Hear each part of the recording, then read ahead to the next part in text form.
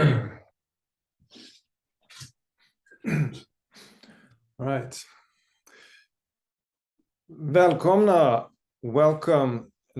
Once again.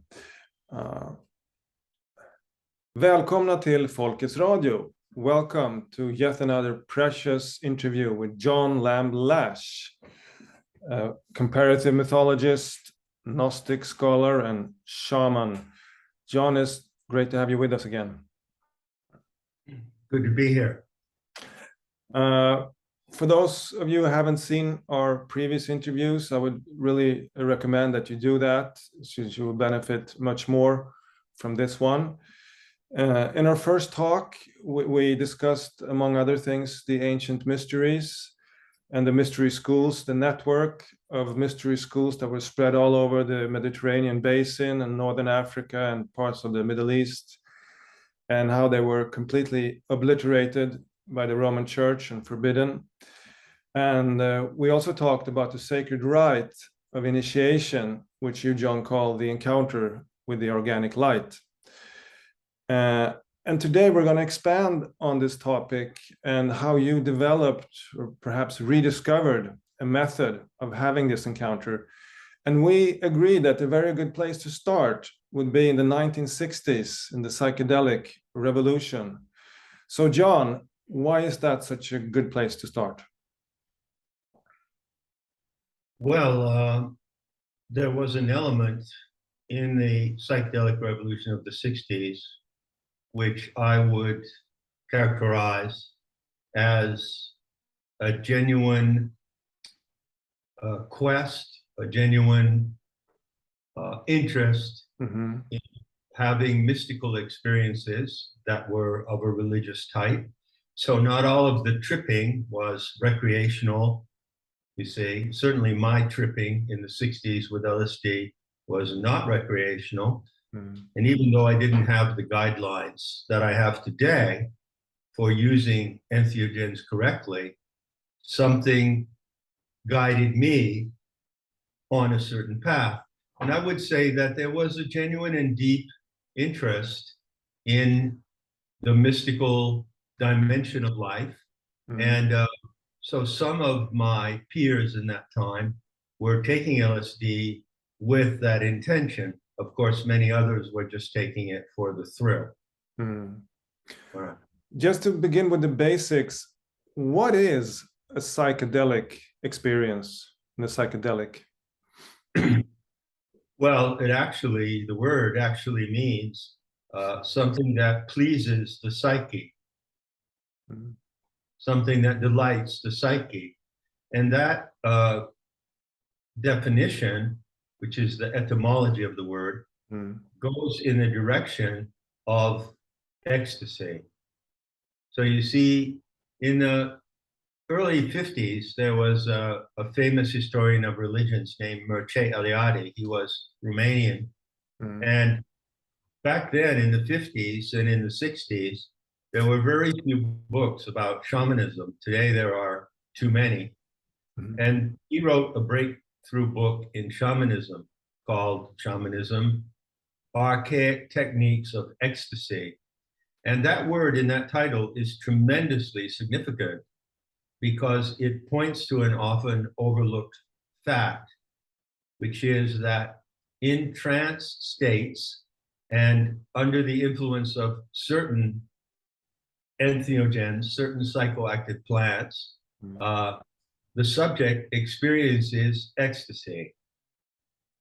And this ecstasy is an extremely powerful emotion that completely takes over your being. And you can actually see it in some of the documentary films of the 60s of the hippies on LSD, dancing in the park in San Francisco and so forth. Yeah, they were in ecstasy. But what kind of ecstasy was it? And how did they handle it? And what did they experience when they were in that ecstasy? What did they realize? So the essence of the psychedelic experience to me contains two components. First, if you surrender to it, it will take you into a state of bliss or ecstasy. which is comparable to religious ecstasy. And many people have compared the psychedelic experience to a state of religious revelation. Many, it's an old cliche. Mm-hmm. But the second factor, and this is the tricky factor, it took me many years to learn about this other factor, which is the cognitive factor. What can you actually know? What can you actually learn? What can you actually realize in that state? So in the 1960s, I was 15 years old in 1960, and I was thrust into the movement of my generation. But I must add a few caveats. I did not really fit into my generation. Even though I was in there, I was not of that generation in the way that they behaved. So I did not get along with hippies. I did not like hippies. The same thing for my close companion at that time, Jan Kerouac, who was the daughter of the famous American writer Jack Kerouac. Mm-hmm. Jan and I kept to ourselves. We were really private people. We didn't like hippies. I never did LSD with anyone else during the 8 or 10 times I took it, around 66, 67. Always took it by myself. And I never participated in orgies with hippies. I never went out dancing with them. But I was at the heart of that generation. And what happened to me was that somehow I was able to make a path through that movement. I didn't belong to the movement. I didn't identify with it, but I certainly felt the zeitgeist. I certainly felt the revolutionary need to liberate consciousness from programming, from indoctrination, from parental scripts, from religion. And many people felt this need. That is what gave us a unity.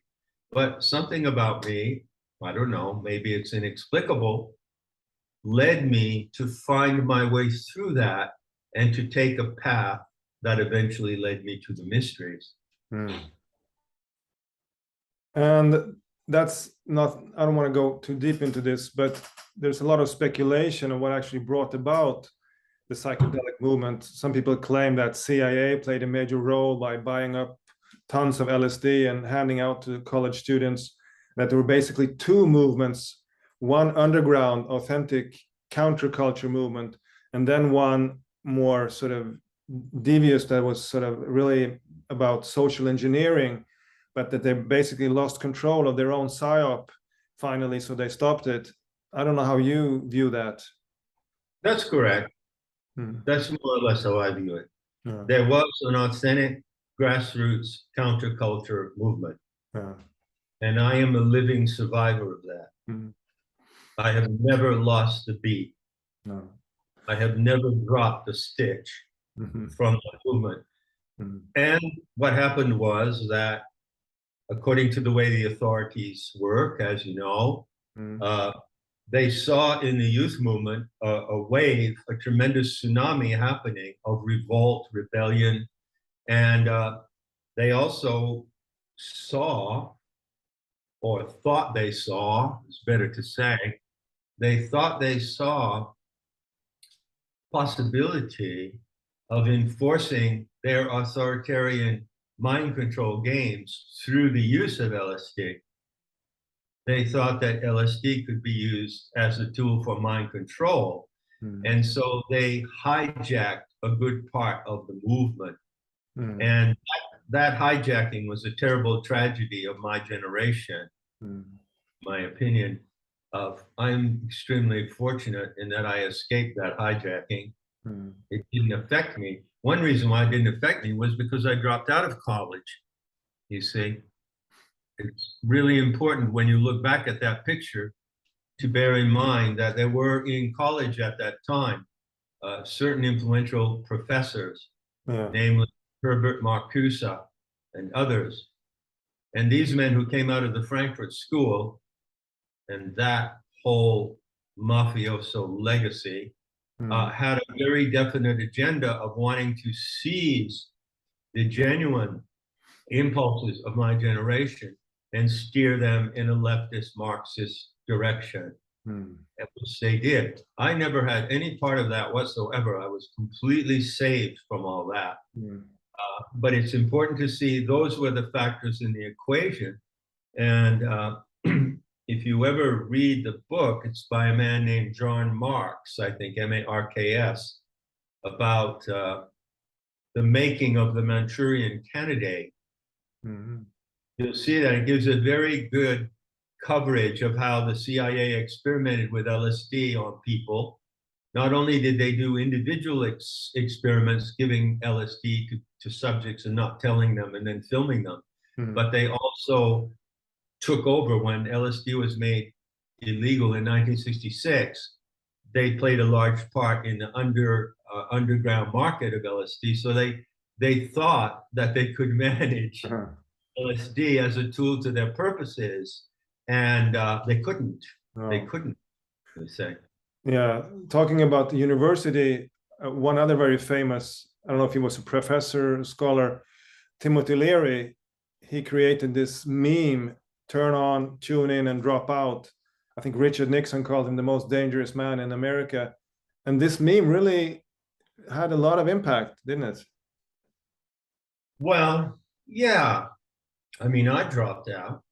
I dropped out of college, but I didn't do it because Timothy Leary told me to do so. Okay. You know? I encountered that slogan. It was everywhere. You couldn't really avoid it, you know. But at the height of the 60s, when Timothy Leary was a guru, I didn't really have much to do with that. I dropped out of college, not because I was rebelling against society, but just because I thought it was stupid and it wasn't, I wasn't interested in what they were teaching in college. I was really disappointed. So yeah, a lot of my generation were influenced by that formula. And I used to live in Laurel Canyon, not far from where Leary lived in the 70s, late 70s. And I talked to him on the phone once and almost met him. I never ended up actually meeting him. But years later, I did meet his close confidant and partner, Joanna Harcourt Smith. So I think she was married to Leary, I'm not sure. Anyway, she was incredibly close to Leary, and through her, I learned a lot about Timothy Leary. And it's an important story, and I'm not sure if the complete truth of that story has ever been told. Yeah, that's something maybe we can develop another time. Maybe you could explain a bit more how these experiences of the 1960s set you on your path of becoming a shaman and eventually to study the Gnostic teachings. Well, I didn't take LSD over a long period of time. I took it within like a 3-year period. The first time I ever took it, actually, I was in Madras, India, because I spent about 2.5 years after I dropped out of college in the year Kennedy was assassinated, left the country. And I spent about 2.5 years traveling around the world. I spent time in Japan and Laos, Cambodia, and in India and Nepal. And so the first time I took LSD, I was actually not in the United States in the setting of my generation. I was very far away in India. Then when I got back, I was living in the Lower East Side of the New York City. That's where I met Jan Kerouac. And I wanted to experience more with it because my first experience in Madras, India had been really monumentally strange and disorienting.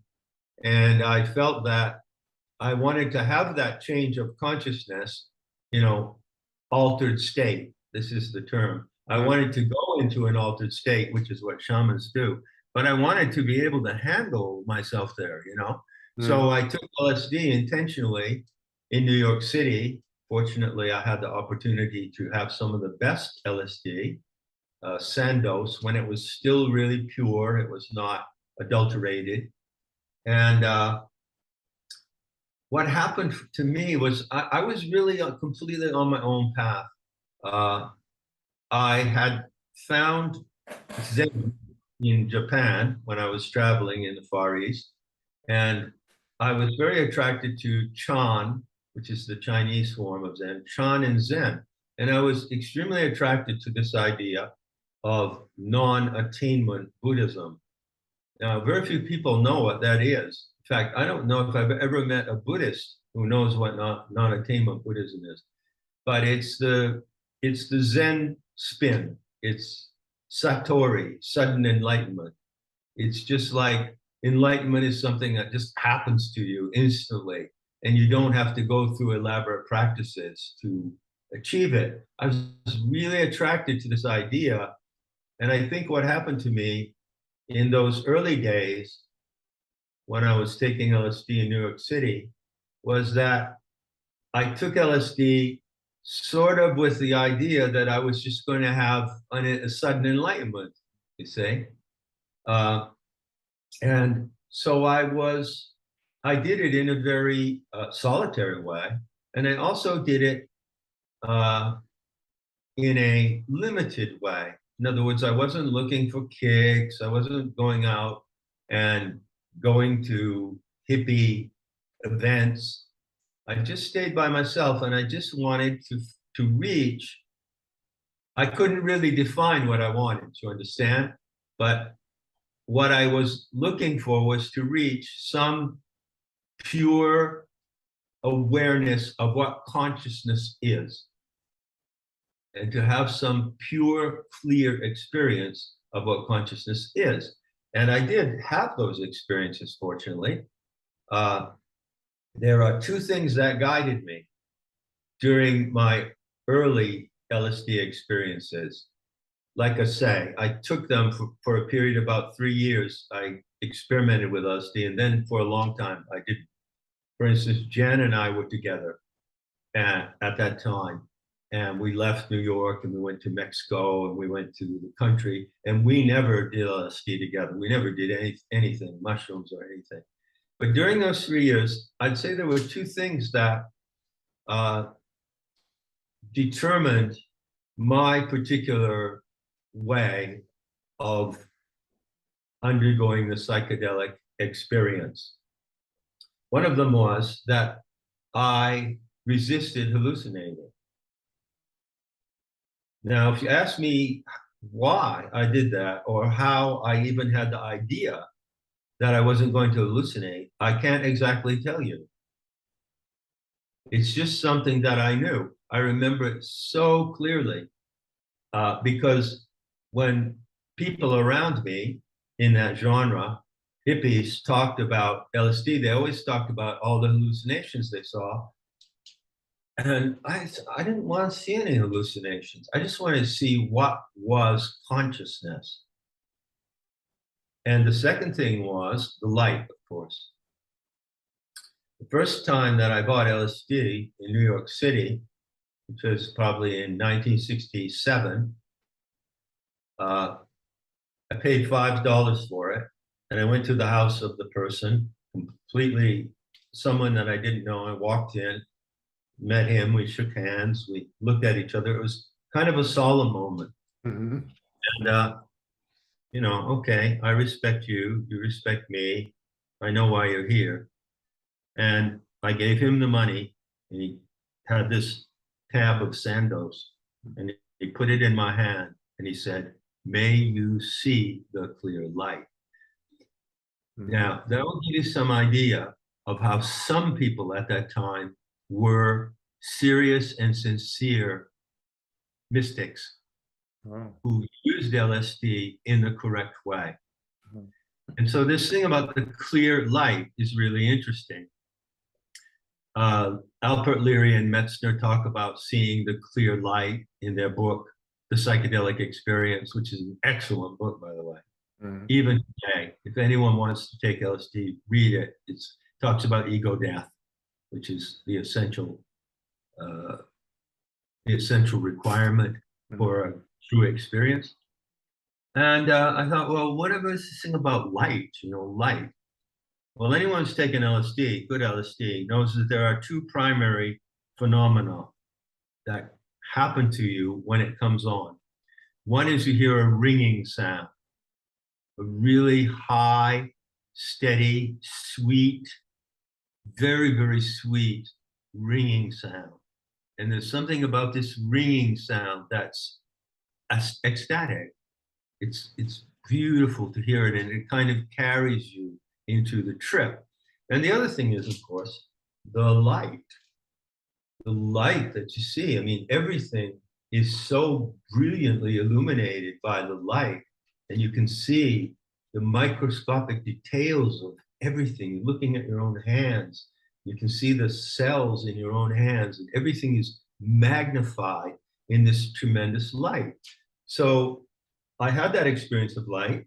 I found it really to be genuine. It's not something that it's not an hallucination. No, it's a heightened perception of what really is.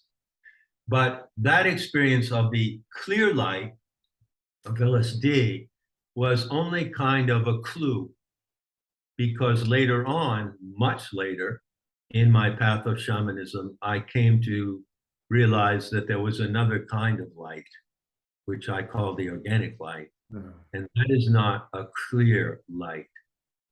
The clear light is a light that you see through, or it's like the light of a powerful flashlight, like a beam from a powerful, it's clear, and I shine it on something. But the organic light is not like that. So when did you decide that you were going to become a shaman? Oh, I don't know. Excuse me. I don't call myself a shaman. I suppose I am. Some people would say I'm an expert shaman. But I like to use the term experimental mysticism. So I'm a mystic. Someone, excuse me, who explores the mysteries of the world, of the natural and supernatural worlds. And sometimes I do that using the aid of psychoactive plants or of LSD, and sometimes I do it without, you see. So what put me on the path, it was so many things. It was a long, long path. Like I was just saying, after that period in New York, then Jan and I were together, and we lived together in the country. We never did anything at all. We never did drugs or anything like that. And Jan herself, at the time I met her, she was 14, I think, 14 or 15. And she had already taken LSD 12 times. First time she took it was when she was 12 years old. Wow. And Jan told me a lot. She talked a lot about what she experienced on LSD when I first met her. She talked about how she saw the molecular structure of matter, like you could see DNA, you could see molecules and things. She talked about how she used to have the impression that she was transported into ancient Egypt. There was something very Egyptian about Jan. And she talked about Anubis, the jackal god of the necropolis, and how she would walk through the streets of the Lower East Side, and she would see hieroglyphs everywhere. She was hallucinating, of course, but the way that she described it was amazing. So but when we got together, she said, I can't take it anymore. I've had too much, and I don't want to do it again. Obviously, I mean, come on. She had a boyfriend at the time. He was about 10 years older than her, giving a 12-year-old girl LSD. Excuse me, So she knew what it was, and she knew that I had a serious interest in it, but we never did it together. So my life went on for a long time, and I didn't even think about taking LSD or mushrooms. But gradually, I became involved with the subject of shamanism. And I think it's because I think what attracted me to it was the fact that in my generation, the 60s, there was not much literature about it. And even then in the 70s, it started, like with Terence McKenna. In the 70s and the 80s, and then suddenly there was this explosion of interest in shamanism. And so that was one factor, at least, that brought me back to that path, and that caused me to say, okay, I think I'm going to start experimenting again, but this time I'm going to use mushrooms. Okay. So the Gnostics, they call themselves telestai, which means we who are aimed. And I think for people who have listened to your talks, they might have noticed that you use the word direction and aim in a slightly different manner than the mainstream use. Is this important to understand shamanism or psychedelic experiences, this direction? It is primary and essential. I don't know how, if I have a particular spin in using it, that isn't like the mainstream.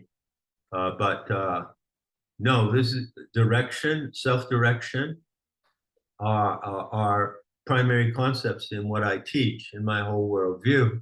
And that is what is called, if you want to use the technical language, it's called teleology, which again comes from the same root as telestic, telos, or telos meaning goal, aim, purpose. So I hold to the fundamental view that the human animal is a teleological animal.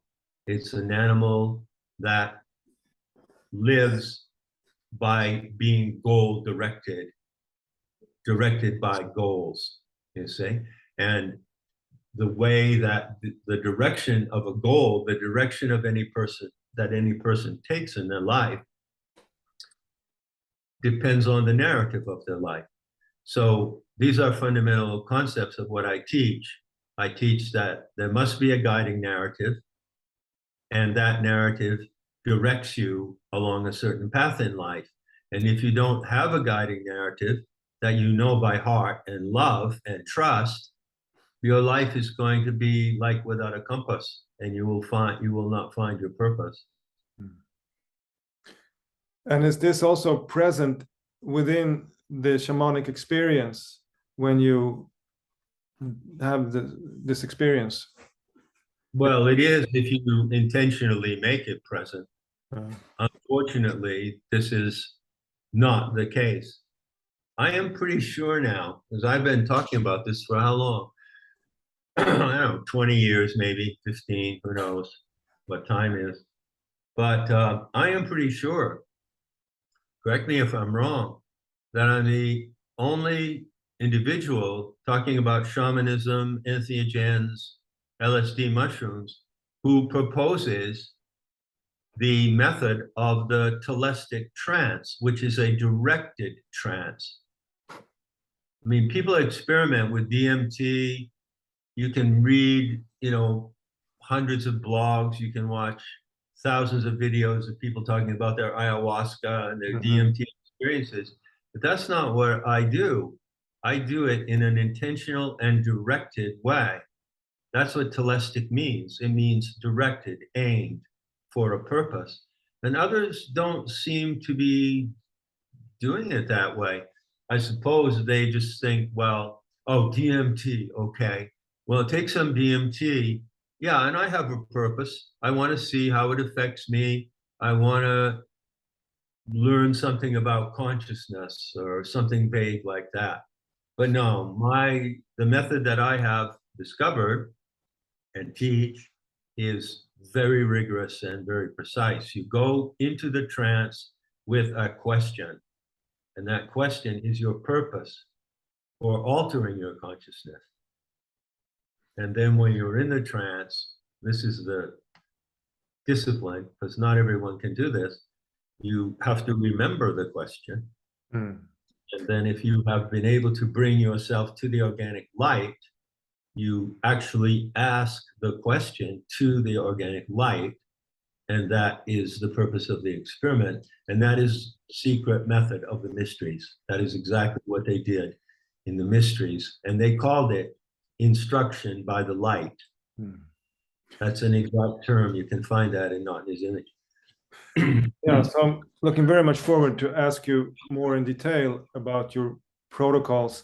I just wanted to, for those people who maybe haven't heard the first interview, we talked about the Nag Hammadi codices, a library of books that were miraculously found in an Egyptian cave after like 2000, they were like 2000 years old, and thanks to those books we have some knowledge what actually the Gnostics were teaching beyond all the distortions and censorship.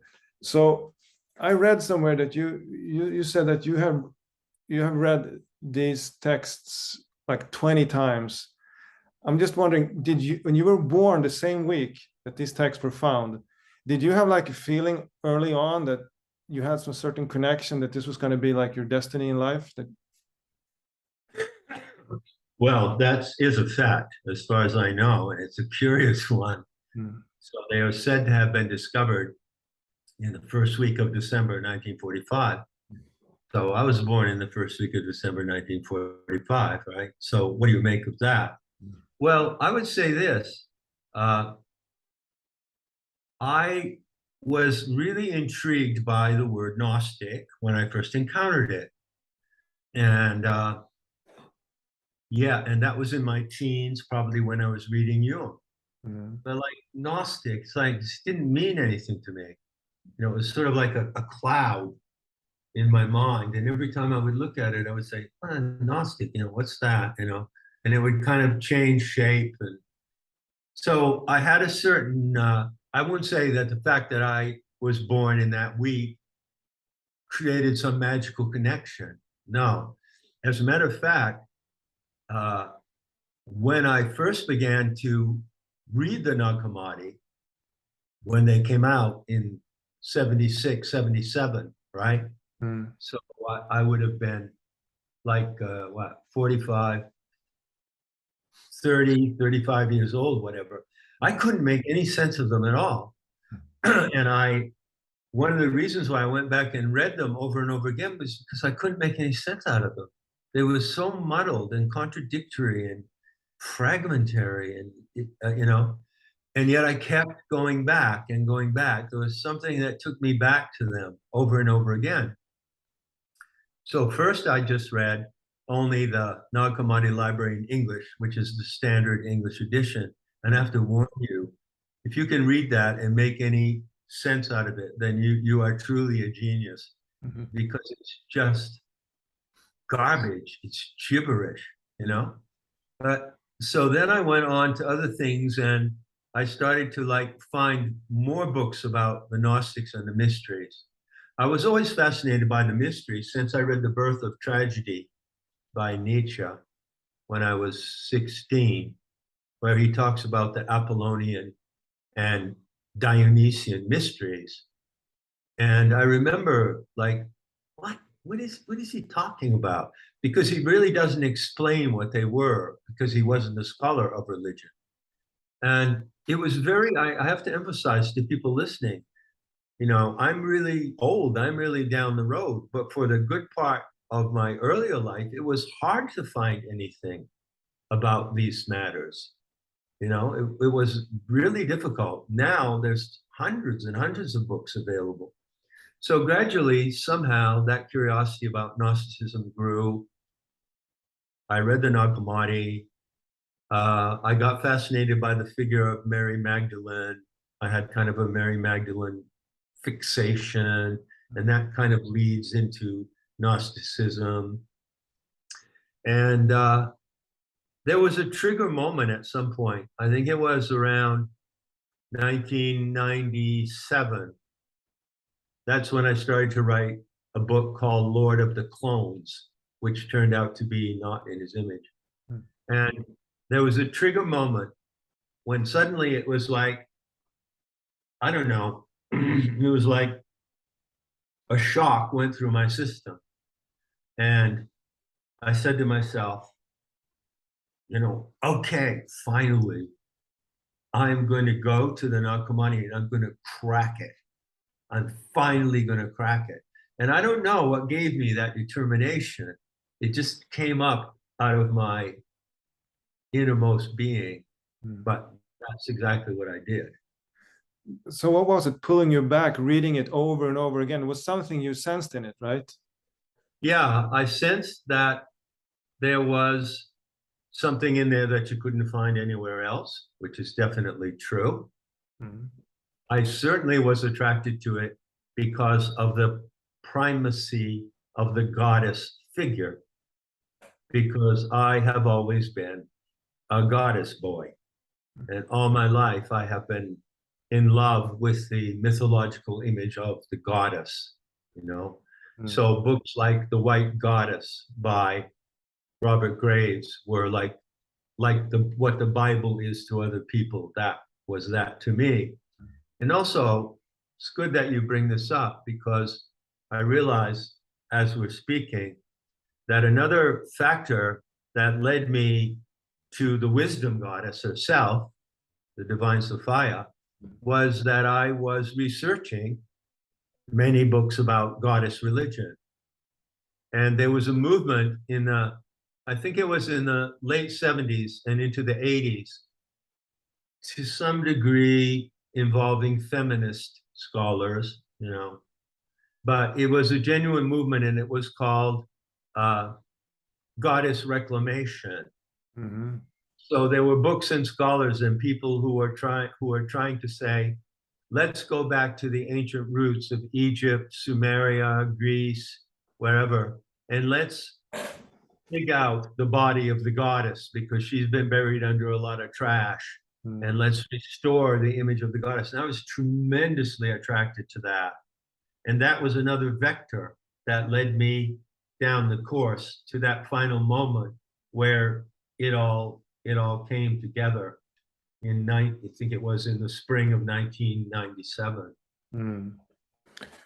So for those who perhaps haven't heard the previous interviews, you can just have a short recollection. What is the encounter with the organic light?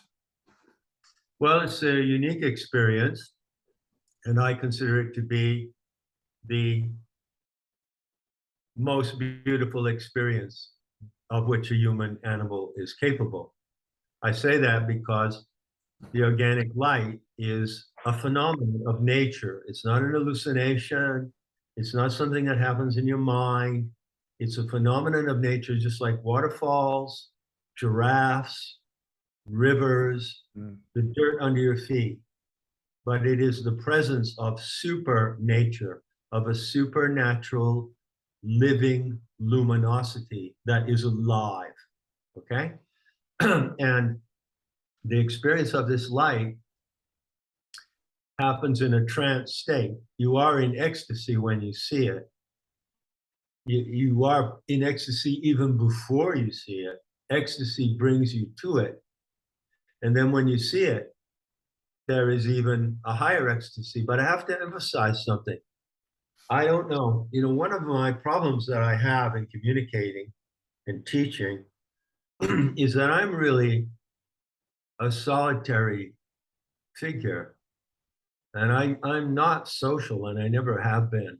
I mean, I've had good social life here and there, but basically I live in a retreat, and one of the unfortunate consequences of that is that I don't know how people talk socially. I don't follow social clues. I don't know what the tropes are, what the memes are. I'm a little better at it now, but for most of my life, I didn't have a clue what people were talking about, because when people talk socially, words are not just words. Let's say a car is not just a car. The word car has connotations to it, and I could never follow what these connotations were. So I'm bringing this up now because I'm wondering, what are the connotations for normal people to the word ecstasy? What do you visualize when I use that word?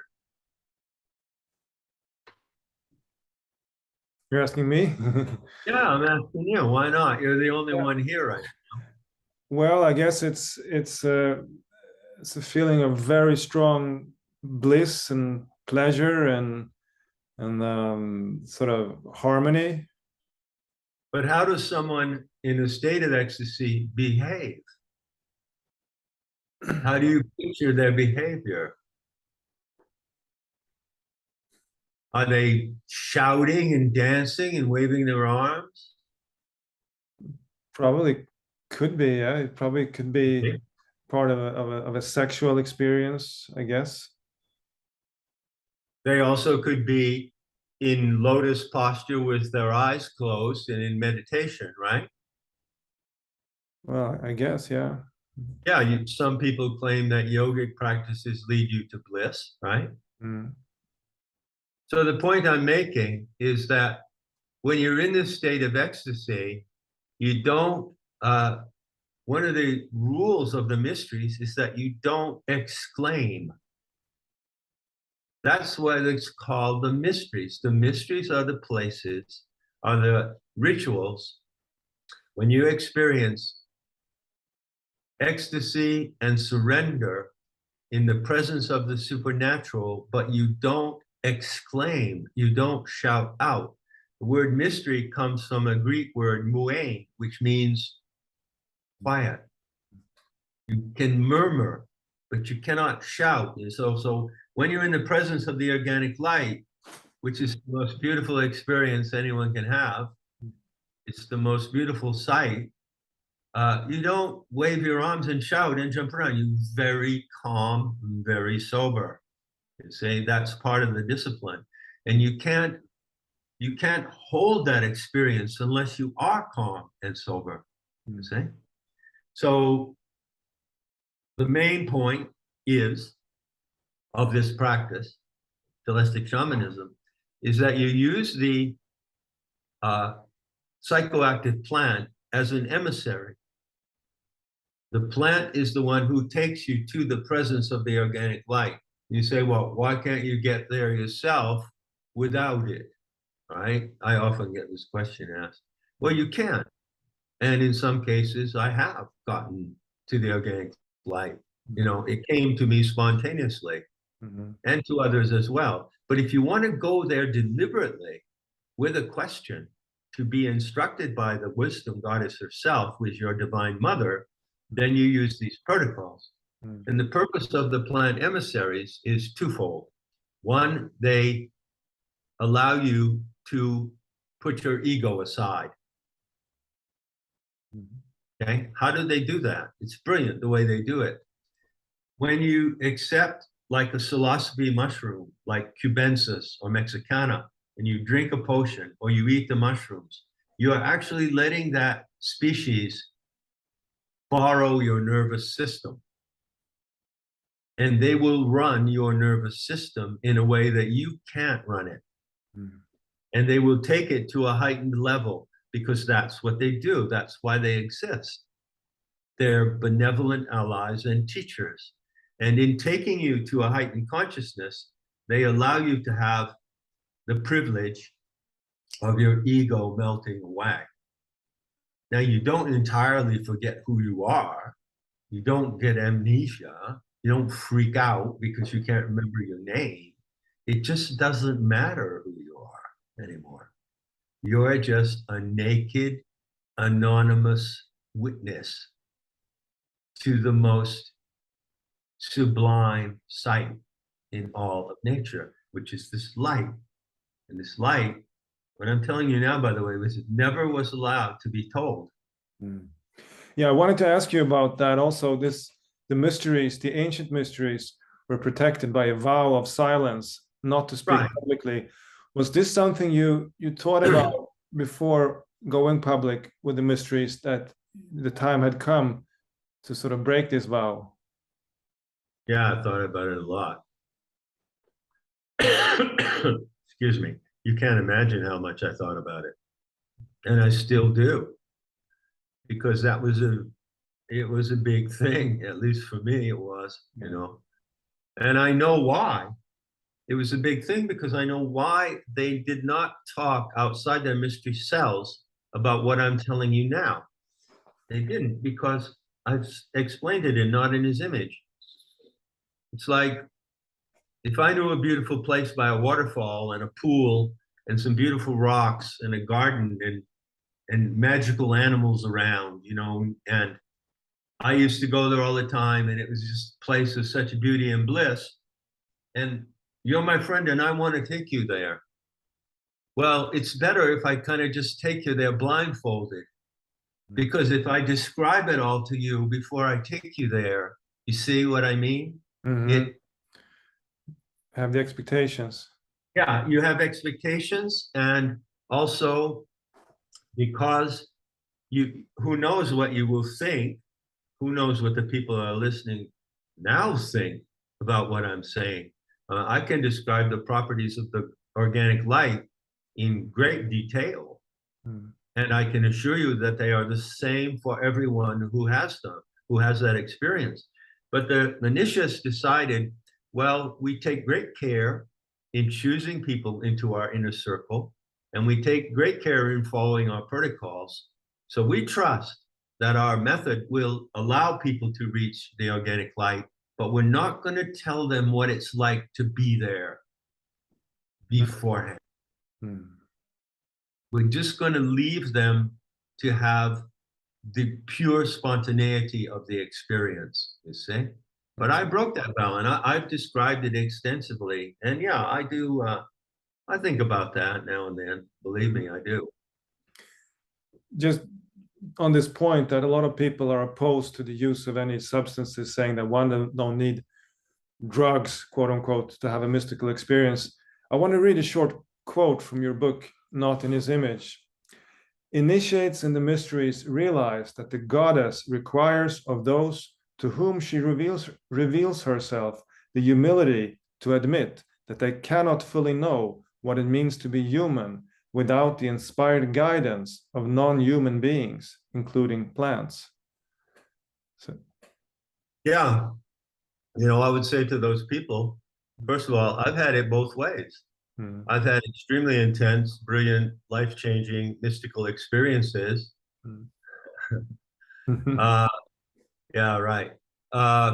With and without sacred plants. Use the proper terms, my friends, okay? You never accuse me of taking drugs. I don't take drugs. I think I had cocaine like 4 times in my life in some weird situation, you know. Somebody offered me some. DMT, no. These are sacred plants. They are given to us by nature. And I would say to those who categorically insist that we don't use any kind of substance to achieve higher consciousness, I would say you're saying that due to not realizing how insane you are. How insane you are. Because the goddess has given us these special nitrogenous plants, which have what are called psychomimetic properties. The chemicals in these plants are just like the chemicals in your brain. Do you know that? The same chemicals. Why did she create this special species of these plants that change our consciousness? Because she knows that we have a tendency to go insane. And this is a cure to our insanity. And even more important, I would stress to those who are listening, consider what ego death is. And I will not take criticism or advice from anyone about my shamanic discipline who has not themselves experienced the reality of ego death, because that's what the plants do. They bring you through the portal of ego death into the greater sacred connection with life. That's why they're here. They are gifts from the goddess. So you spent many years in Andalusia in Spain. And if I understand correctly, that's where you developed some of these protocols for encountering the organic light. So perhaps that's a good place where you could just tell us a bit about these protocols and what you did there in Andalusia. Well, I spent 14 years practicing shamanism in the mountains of Serranía de Ronda, Andalusia, Spain. And yeah, during that time, I had momentous experiences. And I formulated much of what I teach based on those experiences. Now, other people did come and go, but, and some of them I also served as a guide to shamanic experiences, but most of them were able to handle the discipline. And so I wasn't completely alone. But the protocols came about as I faced one simple question, or two questions. Okay, if these plant allies will act as emissaries, go-between, and take me to the organic light, well, that's wonderful, because it means that I have the option that I can go by choice. Oh, today I think I'll go to the organic light, right? That's a very big deal. That's nothing small. I said, okay, but I have the option. But then on the other hand, how can I be sure that I'm making the correct use of that experience? Not just going there for the thrill of it. I'm not just going there, to be in reverent awe before the naked body of Sophia, because that's what it is. It's her naked body. It's plasma, actually, if you want to put the current term on it. The body of the Aeon Sophia is a mass of living, luminous, intelligent plasma. She doesn't appear in any particular form. It's just this mass of light. And it's very mysterious, you see. So I had experienced it, and I had an experience, actually, it was in southern France in May of the year 2000. And that's the moment I describe in my writings when I stabilized my perception of the organic light. So what I mean by that is, in previous telestic experiences with mushrooms, I was able to encounter the light. I knew that it was there. By the way, it's soft and elusive. It's mysterious. It's very seductive and mysterious. It doesn't like overcome you with like brilliance or anything like that. So I had kind of been flirting with it, you might say.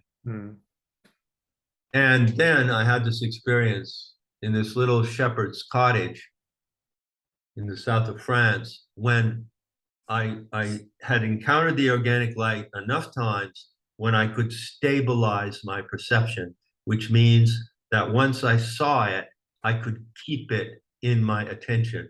This is not easy to do, by the way.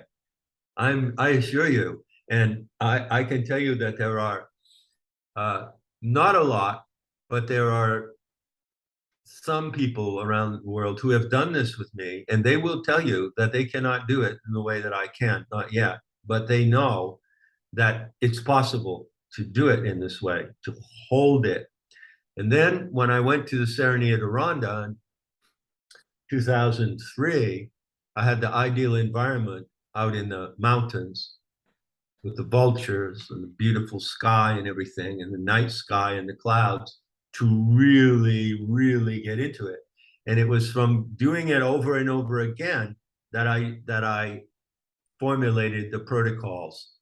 And I said, okay, if I'm ever have the occasion to explain this to others or to guide them, I need to give them these protocols and these steps.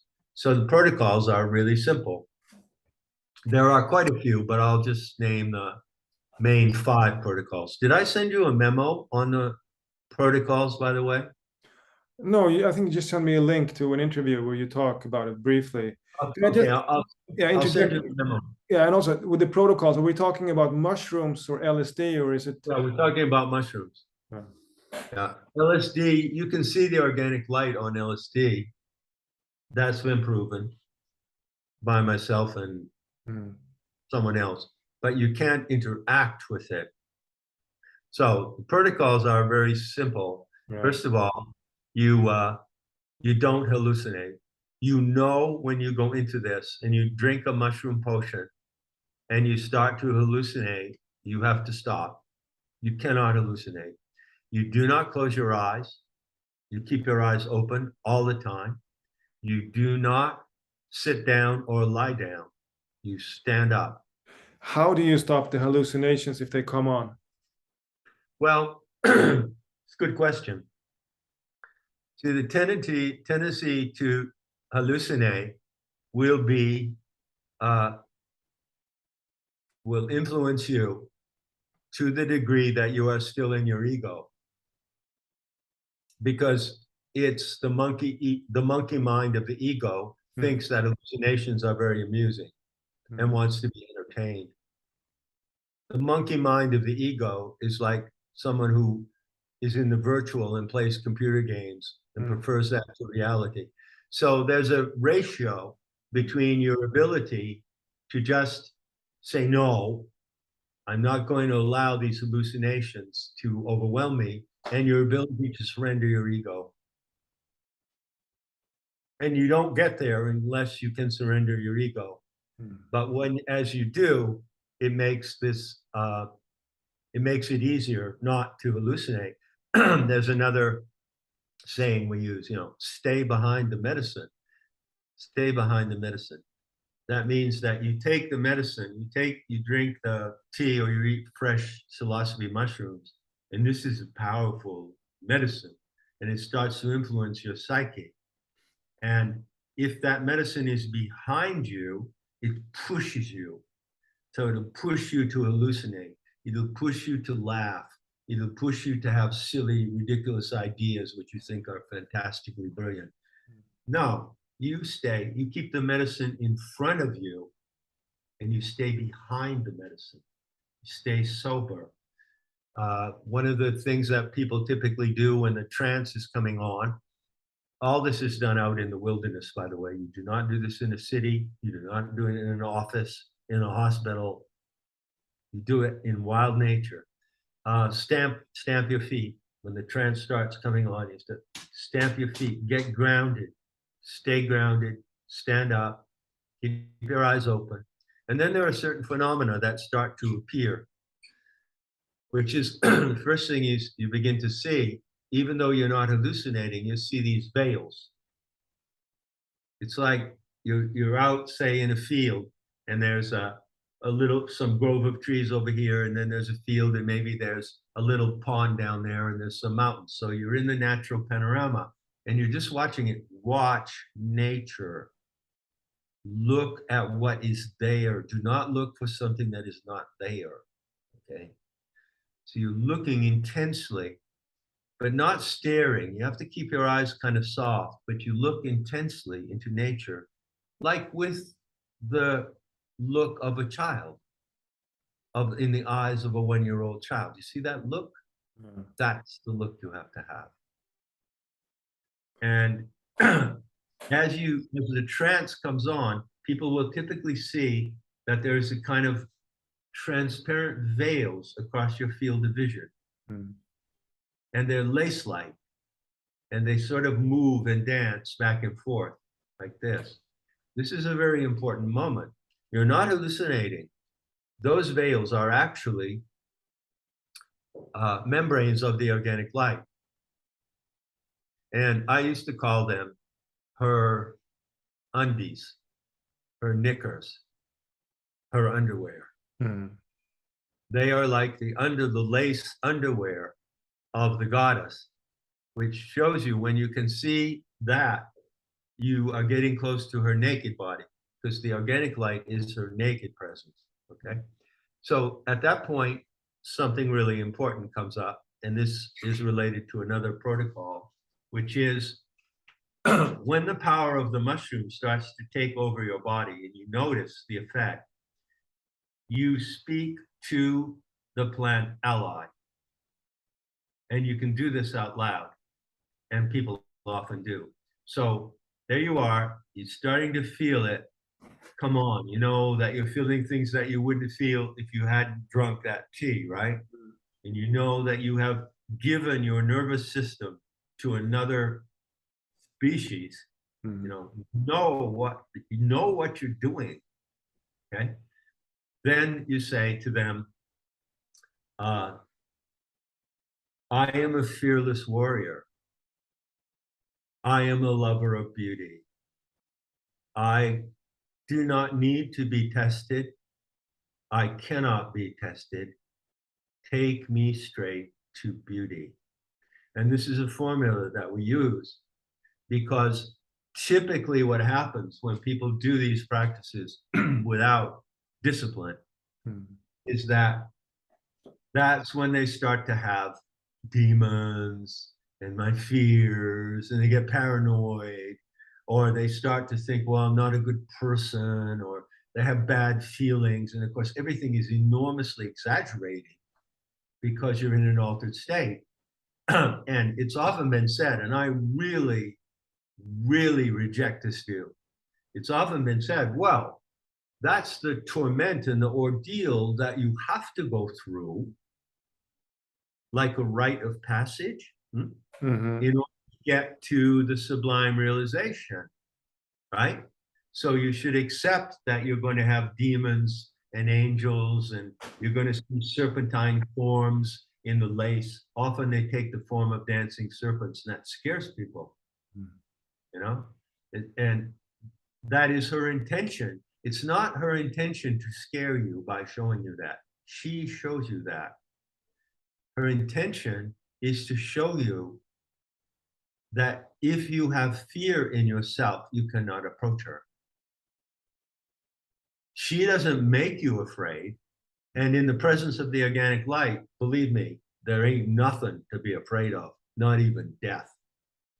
But she knows that you can't come to her in humility and total presence if you have any kinds of fears that are tormenting you. And so these fears typically come up. And that's why we use the protocol. I am a fearless warrior. I cannot be tested. I do not need to be tested. Take me straight to beauty. And it works. So that's a very interesting thing you say there. Prior to our interview, I just, for the fun of it, I read through, there is tons of so-called trip reports on the internet. People have sort of describing their experience of high doses of psilocybin mushrooms. And most of it is really, it's just fear, anxiety. It's not so much rapture. And of course, they're not experienced shamans. They make a lot of mistakes. Maybe they're doing it indoors. But still, it begs the question, how do you sort of bypass this fear? Because I suppose also that if you're in a state of heightened awareness and in a different frequency, and if your main emotion is fear, you might not channel Sophia, but you can channel the archons and get all kinds of, or how do you deal with that? Of your own sick imagination and projections of your own stupid ego. Okay. This is what people, but you can avoid all that. I never experienced that, never. And the people who do it in the way that I propose don't experience it either. It's often said, you've heard it said that there are two primary emotions, love and fear. I don't accept that formula, by the way. But in this instance, I will say that the way that you get through that is that your love triumphs over any fear that you might have. You go to this experience. You cannot go to the organic light, first of all, if you do not know the story of the Aunt Sophia. You have to know who you're going to meet. You have to know the conditions under which she is present in this soft, white luminosity. You have to know these things beforehand. And you also have to know that your love for her, which is a love for the earth, transcends everything. And that love, if you genuinely feel it, it will carry you through any fear, any imagined phantoms and demons. It will carry you right through it. To beauty. It's all about going to the ultimate beauty. Is it possible to put into words some encounter you had? Well, what I'm describing, there are two aspects. First of all, I am describing and have described at length what are the phenomenal effects of that experience, right? For instance, I've said that the temperature drops. So even if it's a warm summer evening, the temperature as you approach the organic light will drop, and you will be able to see your breath on a warm summer evening when you get close to the light. Another feature is that you will feel there are filaments on your face, like cobwebs. And sometimes like people, brush them away. And I said, no, it's okay. The light has filaments, it has mycelia, and it's coming to you and touching you with its filaments. It's a living entity. It's a superorganism composed of luminous living plasma. That's what it is. It's a plasma body of the earth. The earth is a radiant body and it emanates the organic light, but you can only see it in an altered state. The other characteristic is when you feel it, when you're so close to it, that you feel it on your skin. You can feel it on your skin, and it feels like melon. It's as if someone took a slice of cantaloupe and they pressed it to your face. Now, the telestic of the mysteries would never have told anybody this publicly. What I'm doing now. I hope that whoever is listening realizes what I'm doing. Okay? But I can assure you that these effects, and I could name 6 or 8 more, are common to everyone. They are the proof that you actually have this experience. Everyone has the same experience. And then when ultimately you get to see the light, you realize you're standing in the presence of it. What you see is that all matter is floating in it. And so there is a sense that everything floats. You lose the sense that you have any weight or anything has any weight. You can look at a mountain and it looks like it's floating. And guess what? It is. It is literally floating in the organic light because the organic light has the property of infinite buoyancy. And what is it in this experience that makes it sort of the pinnacle of human experience, that you rid your fear of death, or how would you describe it? Well, in many ways. One is that you feel so super alive that the thought of death is just like a joke. I mean, death? What are you talking about? If I can feel this alive in the presence of the source of my life, you're in the presence of the source of your life. But death is like a joke. Also, you have access to wisdom. You can ask her things. She will answer questions. She will show you things. You have access to the greatest teacher of all. The wisdom goddess is the greatest teacher of all.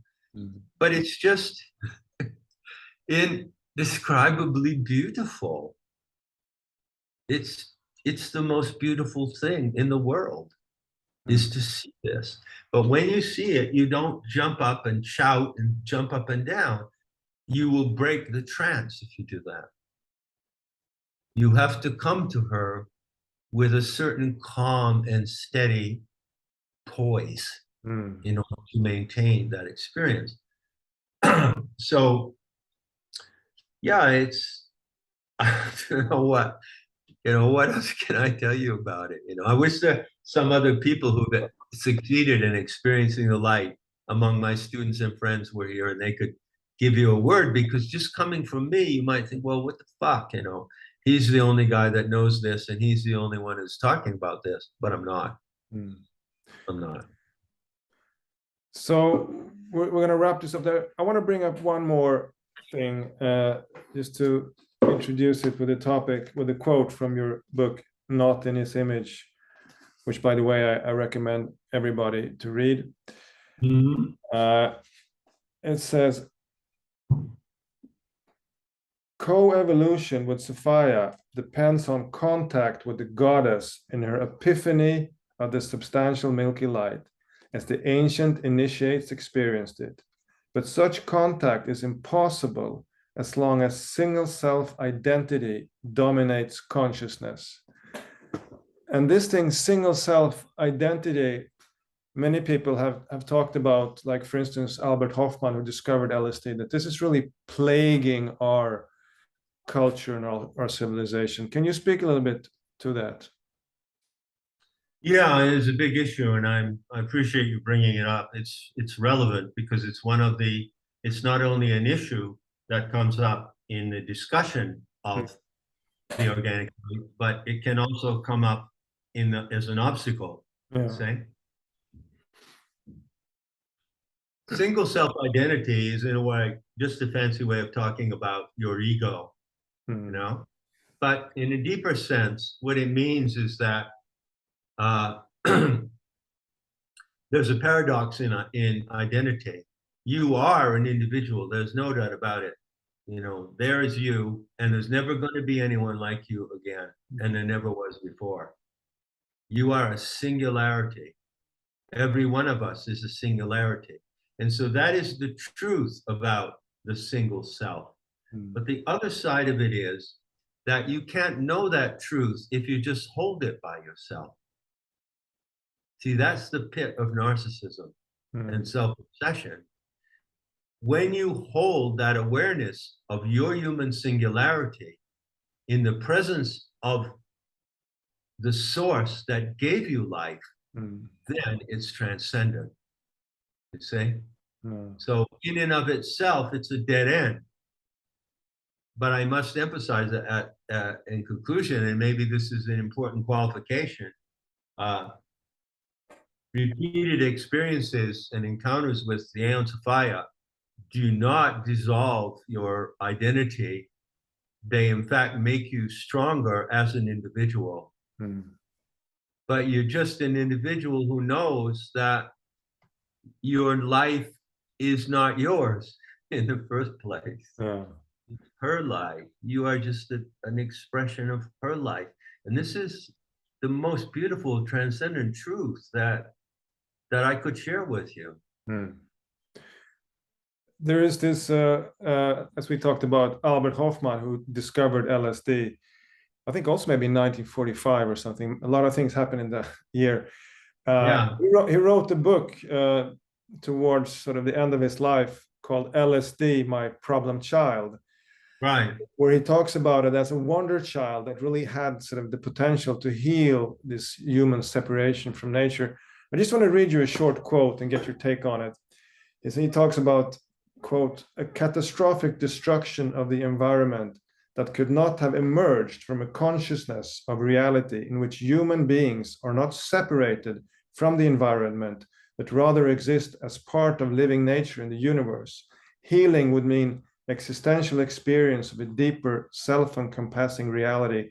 All attempts today to make amends for the damage through environmentally protective measures must remain only hopeless, superficial patchwork. Yeah, well, that's beautifully said. And he definitely knew what he was talking about. So, you know, he said that at the end of that book, you know, that LSD was a problem child because the introduction of LSD into the world posed some problems and raises some very valid questions. But he said at the end, it's really my Wunderkind. It's my wonder child. You know? Well, what is the wonder child? You are the wonder child. I am the wonder child. Every individual who can stand in the presence of their divine mother and handle that obliterating beauty is a wonder child to her. So she welcomes her children into her life.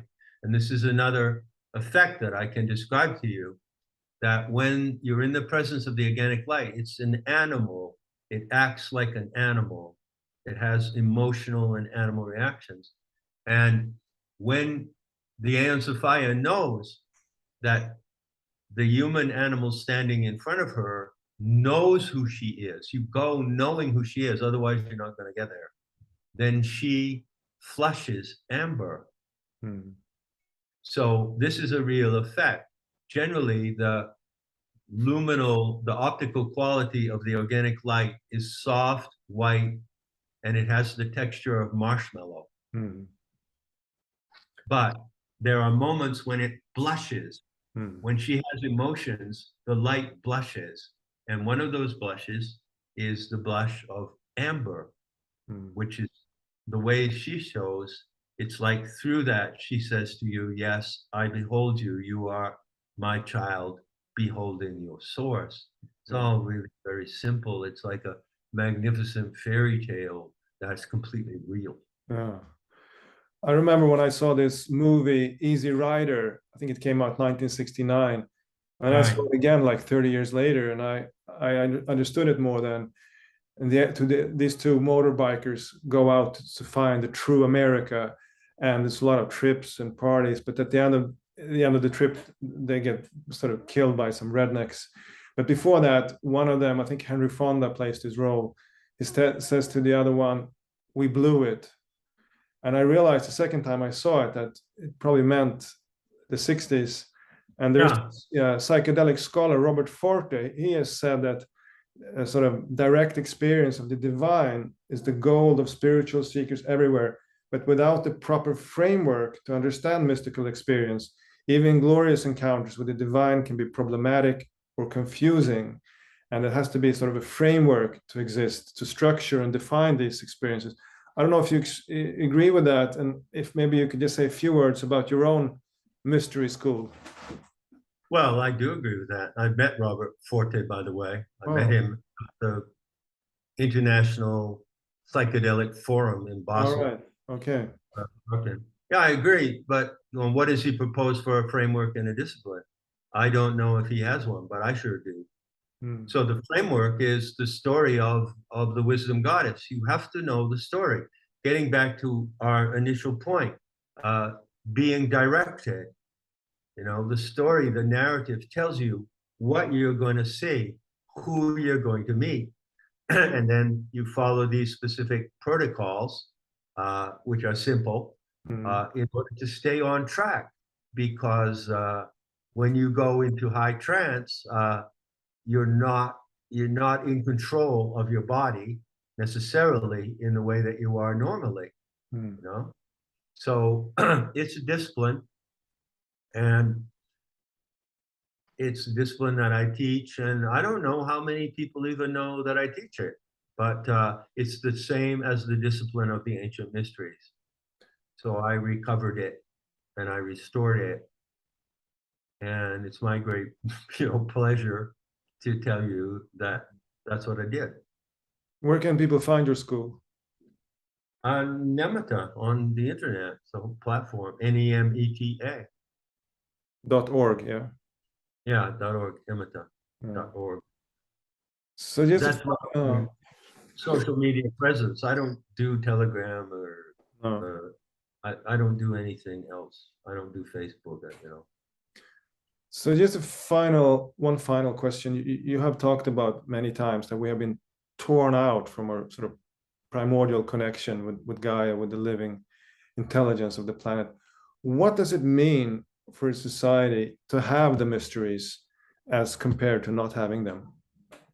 Well, to me, it means it's not difficult to explain. It's either it's like I would quote a saying in Planetary Tantra. We attribute this saying to the mother Kali, Kali being an aspect of Sophia, particularly of Sophia's rage. So Kali is a very powerful witch, and she's a protector. And Kali says either you are party to my supernatural magic, or you are rubble. And that's what I say. The life without the mysteries, a society, a community without the mysteries in the future is rubble. It's the cremation ground of Kali. That's the only option. It's either go to the core of the mystery of life or end up in the rubble. To me, there's no middle road. That's where we are today. I believe so. Well, I want to thank you, John, very much once again for a very fascinating conversation. Well, my pleasure. We seem to converse pretty well. Yeah. We get along. Yeah, sure do. So I'm going to stop this recording here.